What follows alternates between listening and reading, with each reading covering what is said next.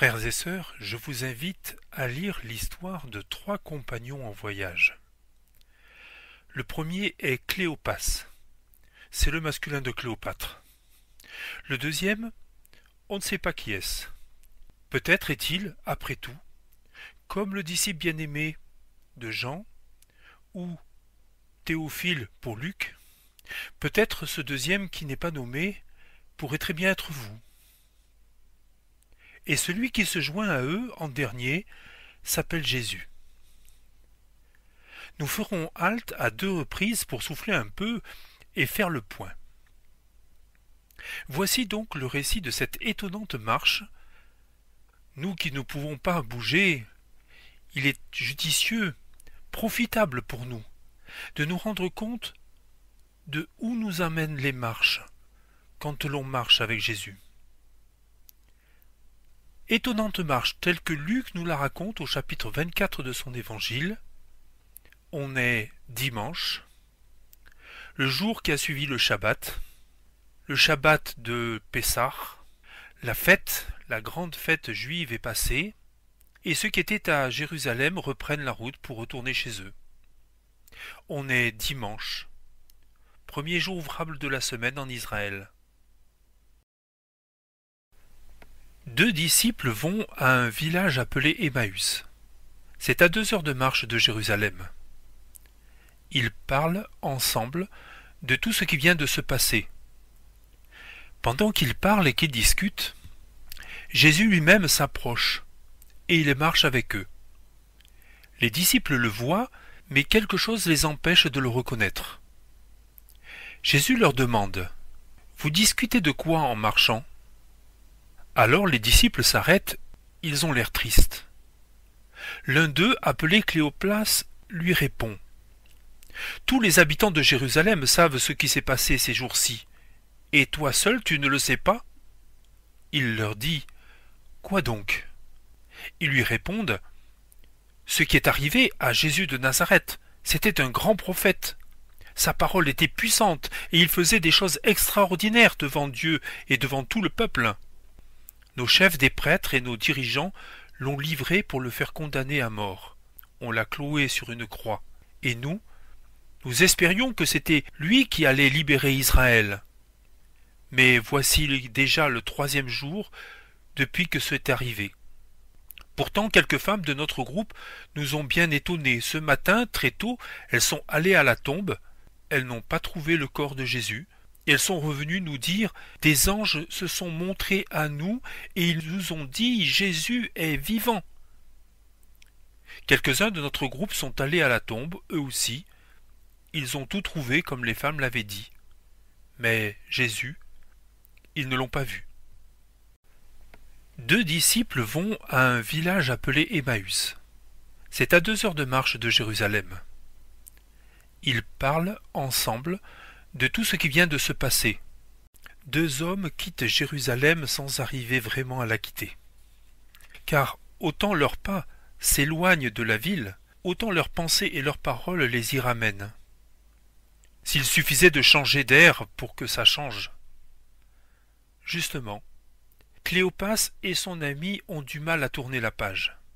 Ils discutent entre eux d'une cruelle déception nommée Jésus. Nous espérions que c'était lui qui allait libérer Israël, dit l'un d'eux. Cet espoir n'est plus gage d'avenir. On le conjugue tristement, au passé. Quelqu'un s'approche. Les 2 disciples n'y prêtent guère attention. Après tout, une foule entière, des caravanes entières quittent la ville de Jérusalem. Mais ils n'y prêtent pas attention parce qu'aussi dans leur état, les malheureux en général n'aiment pas être détournés de leur malheur. En effet, ce passant qui s'arrête mine de rien, faisant route avec les autres jusqu'à Emmaüs, s'avère être le regretté Jésus. Gâchant l'effet de surprise, Luc, le chroniqueur, met d'emblée ses auditeurs et ses lecteurs dans le coup.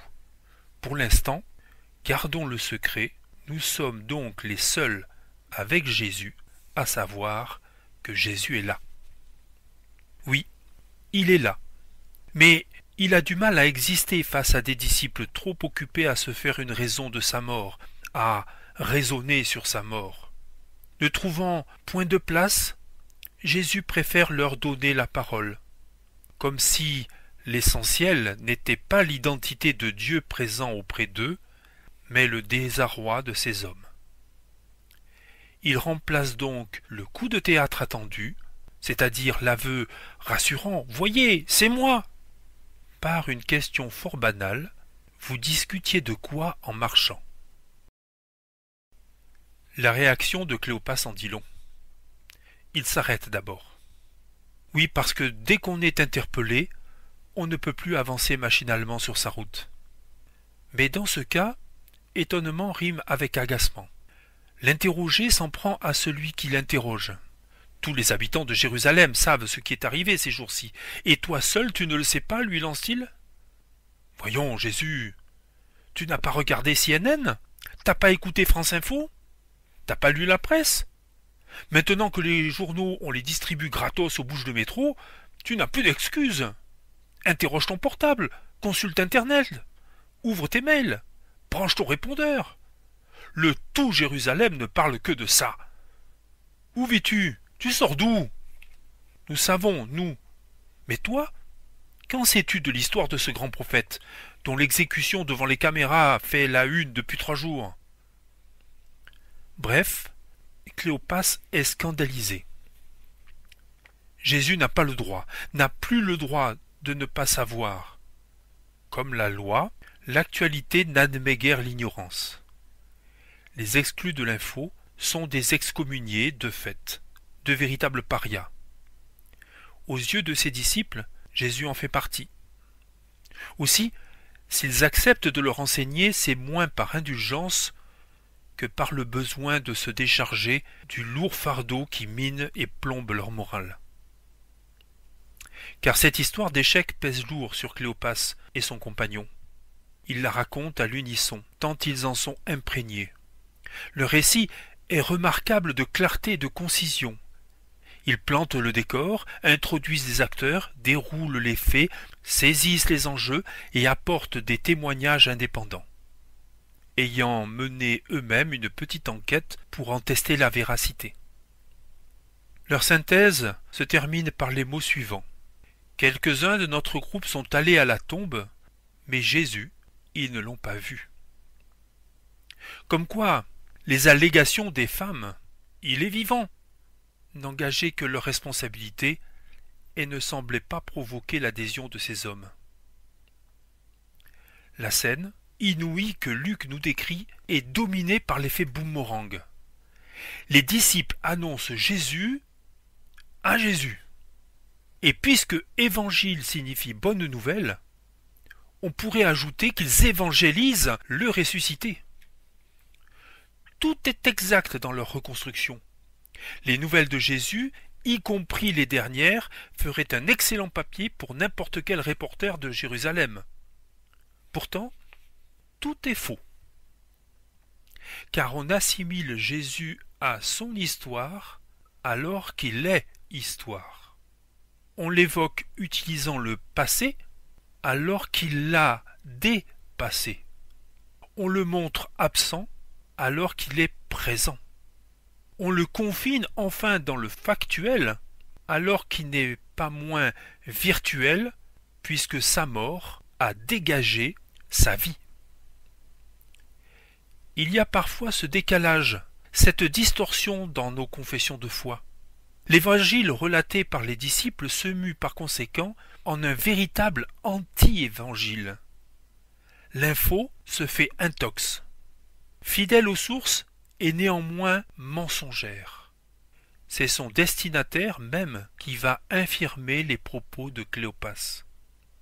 Ce Jésus qui referme sur ses disciples ignare le cercle vicieux de la communication.